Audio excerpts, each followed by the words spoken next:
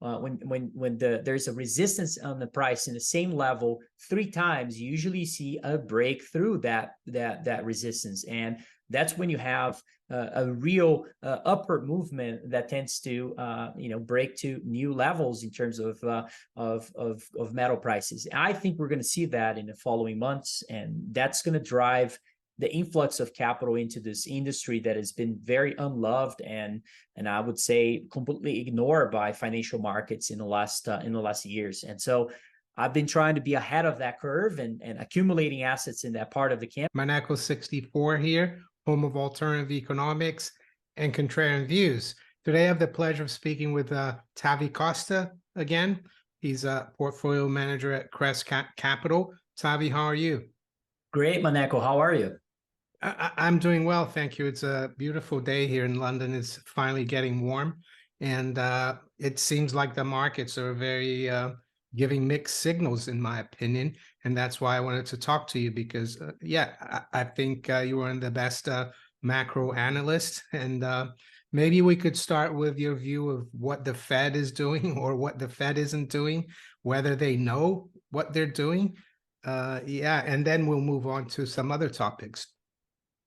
I'm of the belief that also that the Fed is, well, look, I've always thought that the Fed is going to have to keep rates higher for longer in terms of especially where we are currently. But I also believe that in terms of the hikes that are being supposedly likely to happen in the following months are very unlikely to happen. And so I think we're yet to see some more issues, economically speaking. There's a lot of things in the sidelines that will likely play a bigger role here. Those are related to the monetary tightening situation that has a lag on. We've been in a tightening conditions camp for over a year now, so likely see some severe slowdown in the economy caused by that.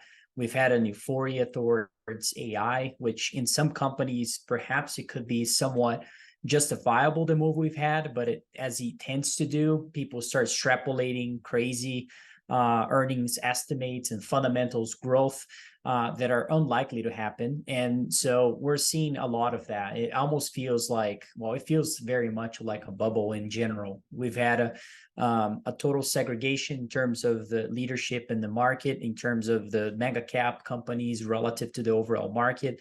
I think that who is telling you the truth is really the soldiers when, generals are leading, but the soldiers are not following. And that's usually a bad sign for equity markets in general. We've had even the money supply situation caused somewhat by the banks recently and so forth, causing money supply to be contracting significantly. And that's going to add further pressure into this. Most of the soft data that we look at, and I'm talking about the ISM and most of the executives that get surveyed over every month, pretty clearly as well, you can see that there has been large deterioration in that data. More hard data points, if you look at the earnings picture, especially in the prior earnings season, we've had a decline already about 10-15%, depending on the company, of earnings on a partially, or I should say on a diluted basis. But revenues are still very resilient, which is usual, by the way. Revenues tend to lag earnings. And so earnings are leading the way one more time. Margins are getting squeezed by many ways. I think there's a combination of aspects there. It's the wages and salaries that remain sustainably high and mostly in unskilled jobs, not very skilled jobs actually, which tends to be highly inflationary. We still have the problem of material costs being elevated as well. Deglobalization continues to play an important role here in terms of making it difficult for logistics and other things. And we're starting to see other themes beginning to unleash, which is construction spending beginning to surge. We've had nominal numbers coming out recently. They are literally on a vertical line moving forward. And so clearly that is also going to play an impact on commodities and other tangible assets that tend to do very well during those during those times. And so a lot of things to think about, but that's essentially where I am. I think the cost of capital, cost of debt given the fact that the Fed is going to have to keep somewhat rates a little bit elevated. And I'm not referring to, 5, 6, or I should say 7% or so, but just staying above 4% or so. That is also problematic. That is usually where you see a lot of the companies, because if risk-free rates are high, the cost of debt for most of the companies that are in the junk space, those that have very low credit ratings, they're the ones that are going to have to roll their debt moving forward. I'll give an example. Avis is a great company or I should say great company, a great example of a company that will be rolling their debt moving forward. And unlikely some business models are not going to work in this environment because debt is too high, interest payment is too high, and things are getting squeezed in a lot of ways. So on the short side, I've been looking for a lot of companies that fall into that category.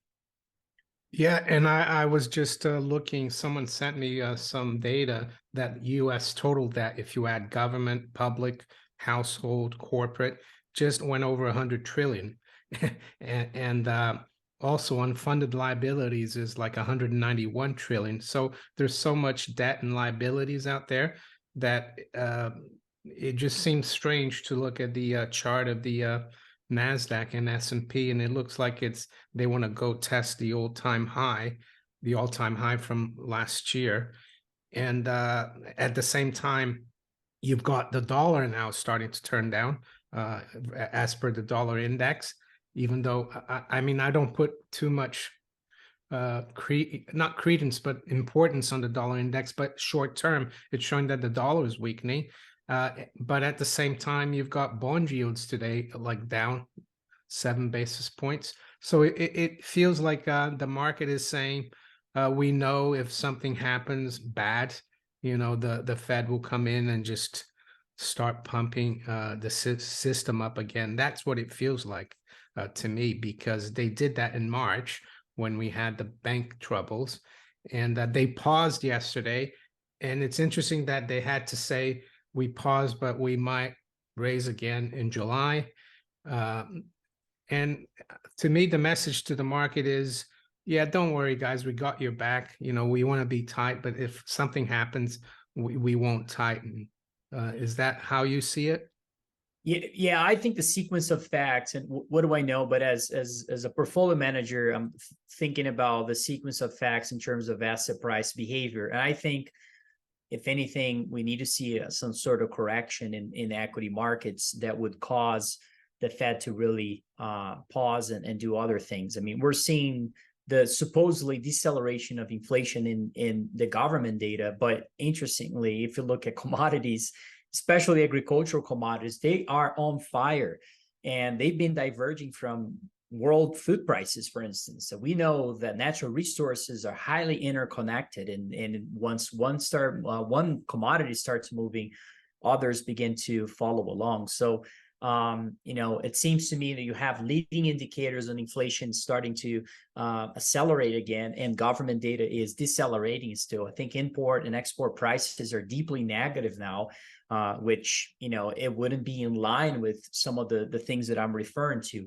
And you can also see a large divergence between commodities, equal weighted index, and agricultural commodities. Again, everything is interconnected. Once you have one of those commodities moving high, or at least really accelerating to the upside, that usually tends to lead to other movements as well. So I think that's going to play an important role. But in terms of equity markets, yeah, I mean, it's some valuations. I mean, even if you look at NVIDIA, for instance, or NVIDIA is the right way to say it. NVIDIA is a company that it's about probably the right at the heart of the AI situation, and you have a free cash flow estimates for 2 years out that literally quadruple.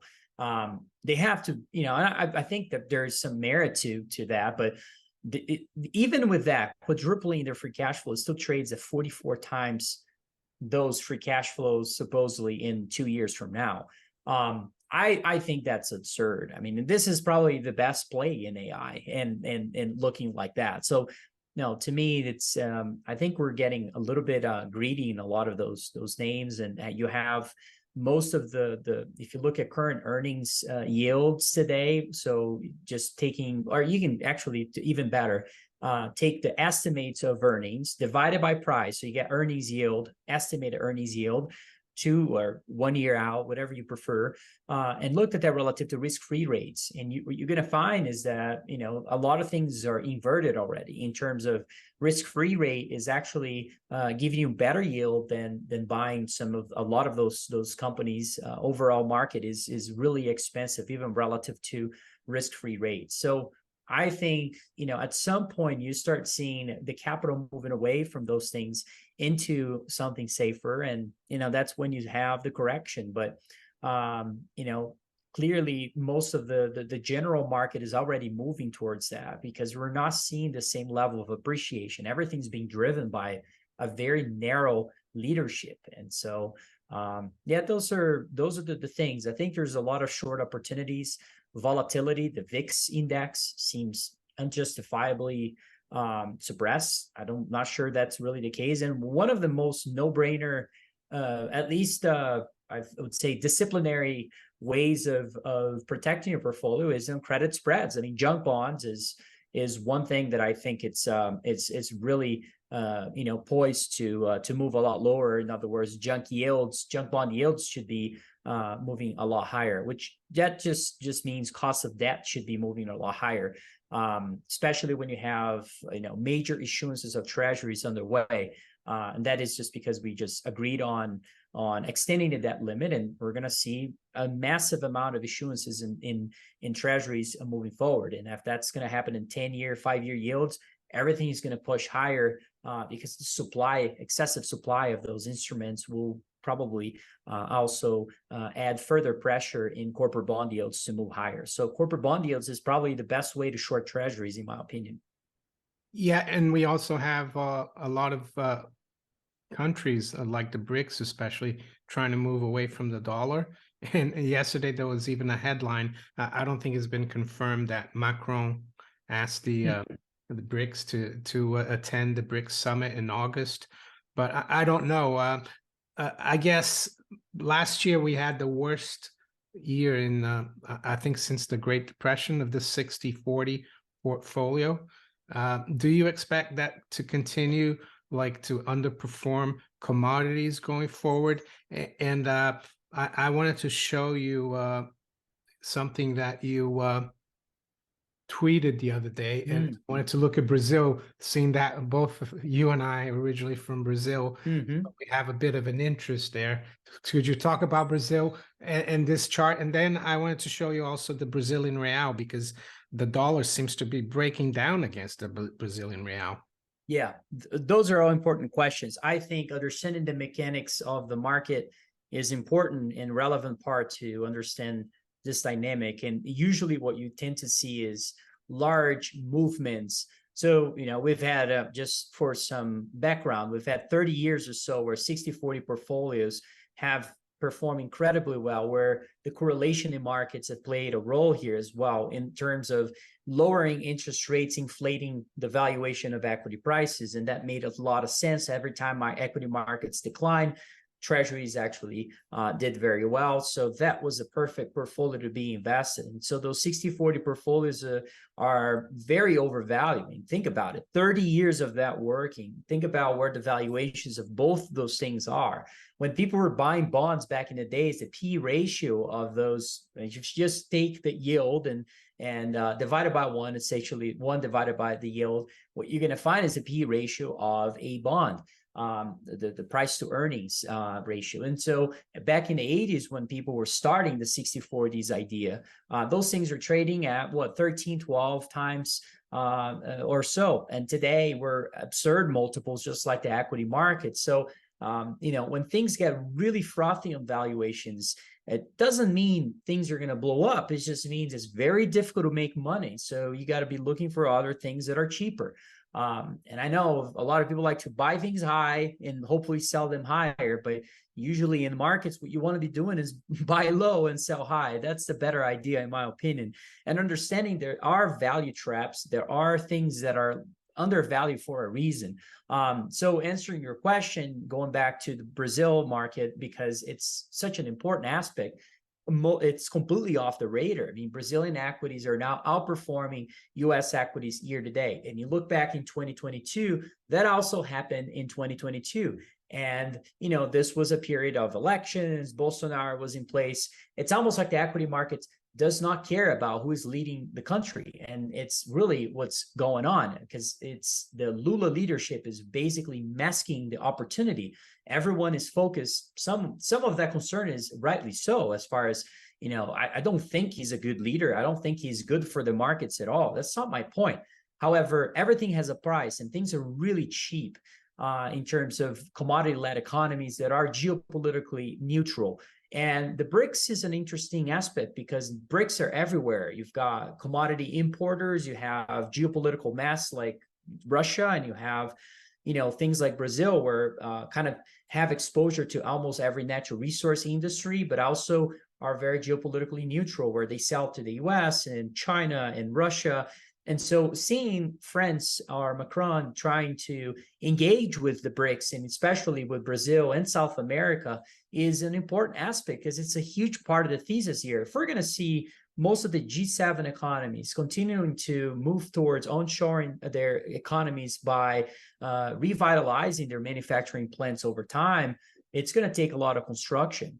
And that construction is going to require stuff, and stuff is commodities. And so South America will play an important role here, and it's extremely mispriced, in my opinion. It's probably one of the best opportunities here for the next 5 to 10 years. And so, looking for businesses that will benefit from that, maybe, on the Brazilian side, I mean, we like the banks, we like a lot of the commodity related businesses, we like the miners, we like to buy properties with natural resources in the ground. So I think there's more to do that. I mean, Bolivia is another one that is really cheap today relative to the opportunity. So those partnerships with South America are going to play an important role. And why is that? Why is not Africa? Why Africa is not going to play a role here as well? Well, Africa's got a lot more influence from China. Yes, South America has it too, but Africa is way more corrupted in terms of the Chinese capital. So it's going to be difficult for Western companies to increase exposure there in a large way. I'm not saying that couldn't happen. So I'm thinking from a probability perspective, and probability of South America playing an even higher role given the valuations, to me, is a lot more attractive. And knowing that despite the fact that you have Lula playing, being the leader of the country, which to me is a populist, is a person who could potentially create a communist agenda. It always had a communist agenda. We all know that.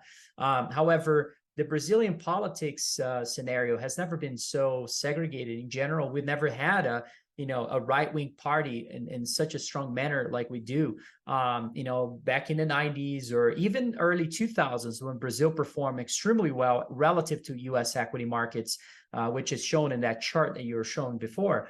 And valuations are really cheap, along with the commodity cycle.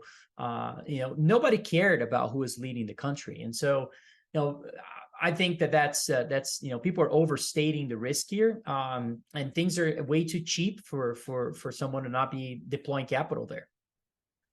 Yeah, I agree with you, and I think Brazil could do relatively well because of being in the commodity space, despite Lula.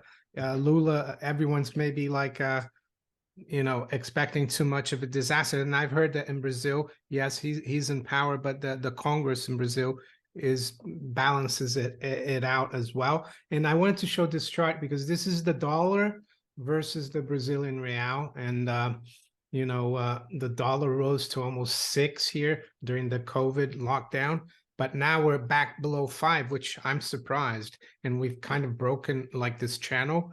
And to me, that's screaming commodities are going to do well. Is that what you see from this chart too?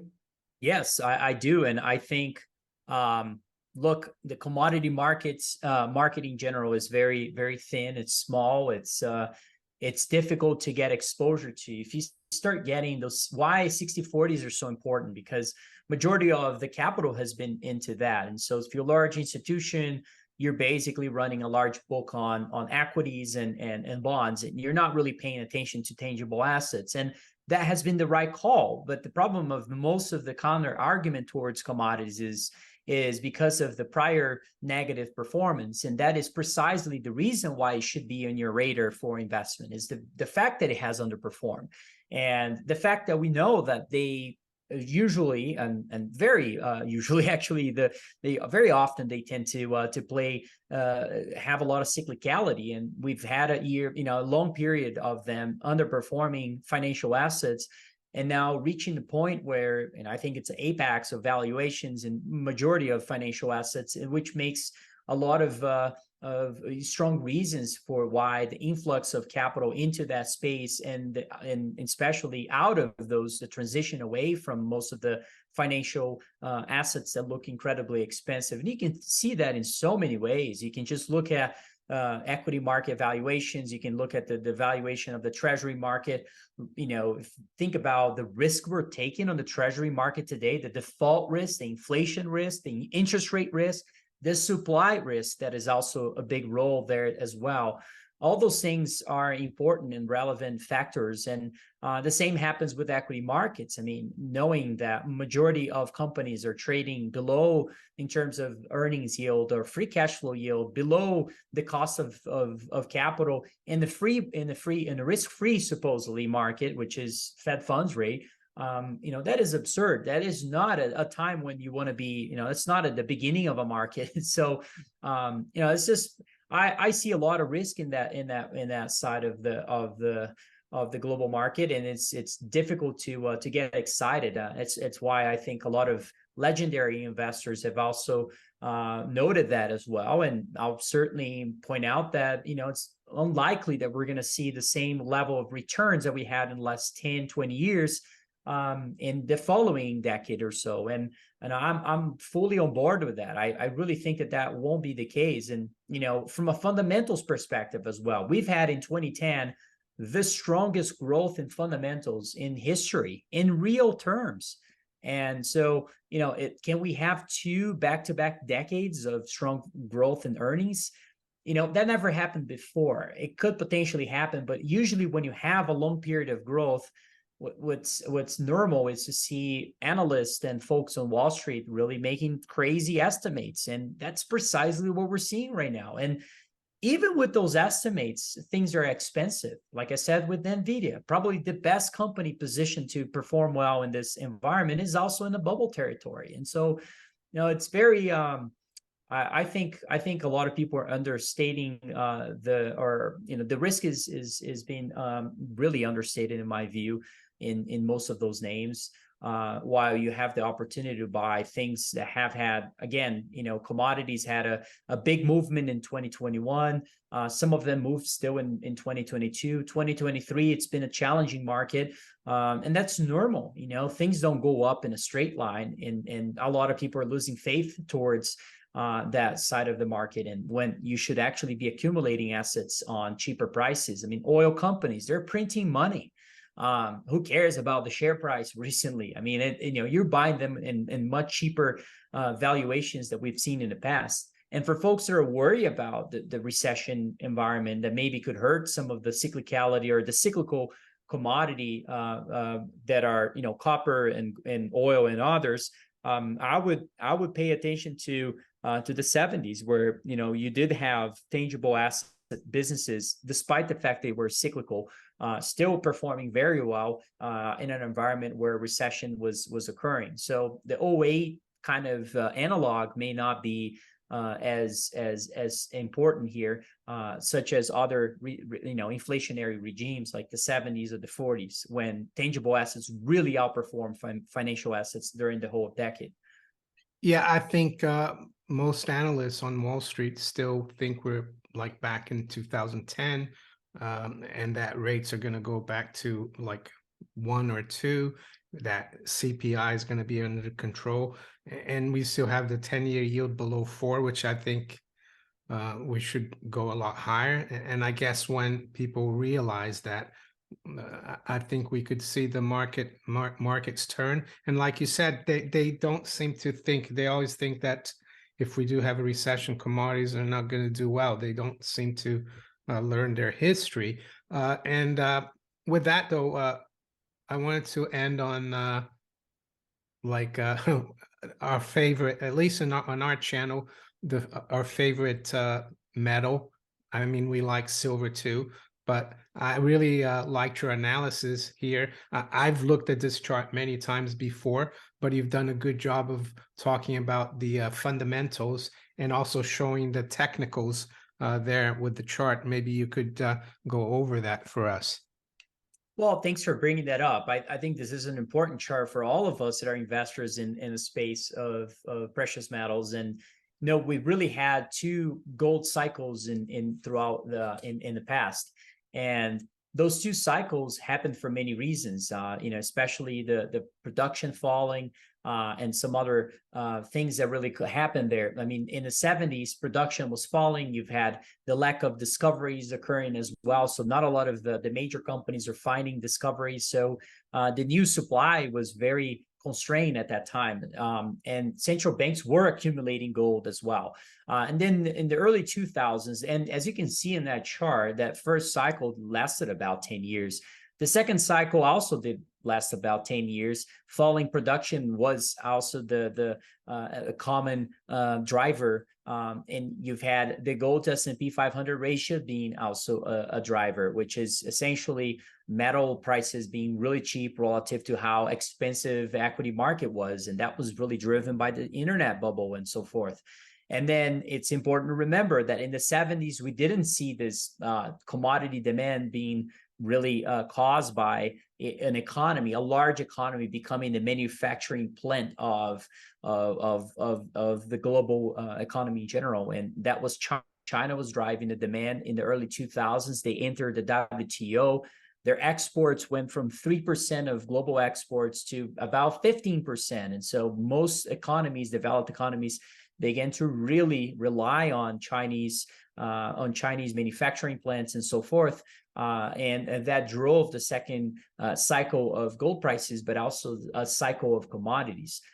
Today, I think there has never been such a long list of a multitude of macro forces driving gold, and not only gold but commodities. And falling production globally is happening again. Most of the major companies are in a secular decline in terms of production of our ounces of gold. And with that, you can also have central banks accumulating the metal, which wasn't the case in the early 2000s. They were sellers, not buyers back in those days. And today, just like the 70s, you have central banks basically exchanging treasuries for gold. And that is an interesting dynamic, because usually, as is part of my bullet points, the 60-40s are looking for alternatives for haven assets. And guess what? 60-40 portfolios and large institutions, they tend to follow what central banks do with a lag. And so starting to see central banks lead the way, most likely those institutions will also do the same and start allocating capital towards gold as a form of a defensive asset. The unsustainably high debt and deficits that we have, this was not the case in the early 2000s. Early 2000s and the 70s, the debt problem was never an issue. In fact, in the early 2000s, deficits actually turned into surplus at some point, fiscal surplus. And so today we've got this compounding issue of the debt problem that is I think in an alarming pace. The other things that are happening today have to do with the deglobalization trends that we also didn't see. Maybe you can argue we saw some of that in the 70s, but to the degree that we're seeing today in terms of the move away from globalization towards something that will look a lot more difficult from a logistics perspective, and countries going above and beyond in terms of cost issues to develop their manufacturing side of their economies and production of developed economies relative to China and authoritarian regimes like even Russia. We're definitely seeing that today, and that's going to create a more inflationary regime and likely force this need for owning a neutral asset, owning an asset that is not related to the US or any other economy, and likely gold will be that alternative. Other things I would point out have to do also with the lack of new discoveries of gold. We went through a period, I can't recall last time we created a new large gold producing asset. I mean, this has been ages since we've had those times. The times that we've had a lot of discoveries happen at the times as well the gold prices peaked. That was the 80s and the 90s. We've had major discoveries happen during those periods, those 2 decades.